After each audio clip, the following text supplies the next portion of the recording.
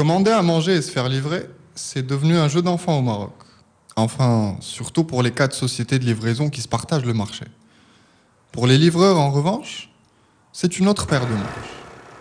Yassir, 26 ans, est marié et il vient d'être papa. Et pour nourrir sa famille depuis 3 semaines, il travaille chez Jumia Food.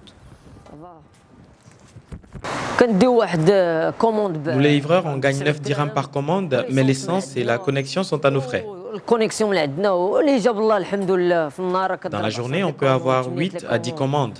Ça dépend des jours et on se remet à Dieu. De 50 à 70 dirhams, voilà le maximum qu'il peut gagner par jour de travail. On subit beaucoup d'agressions. Avant-hier, on m'a même poursuivi pour essayer de me voler mon téléphone. J'ai dû conduire comme un fou pour leur échapper. Je connais même un livreur qui a été agressé. 3 personnes l'ont braqué avec une voiture. On lui a même volé sa moto et son téléphone. Cette précarité invisible aux yeux des clients, Yahya l'a vécue pendant 2 ans chez Jumia Food. Il a ensuite postulé chez un concurrent qui lui offrait un meilleur contrat. Et finalement, il a renoncé. Dans ce travail, on se sent méprisé.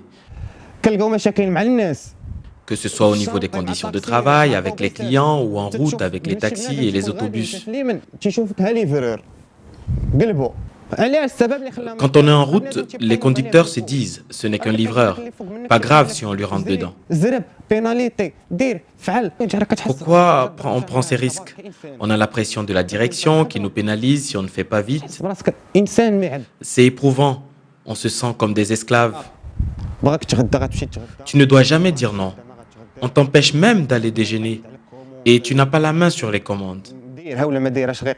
En gros, tu te sens comme un moins que rien. Le leader du marché au Maroc, Glovo, emploierait plus de 3500 jeunes. Une aubaine vue comme un gagne-pain dans un pays où le taux de chômage a dépassé les 11%. Même si la rémunération varie selon les entreprises entre 4 et 12 dirhams par commande. Quant au contrat, la majorité n'en fait pas.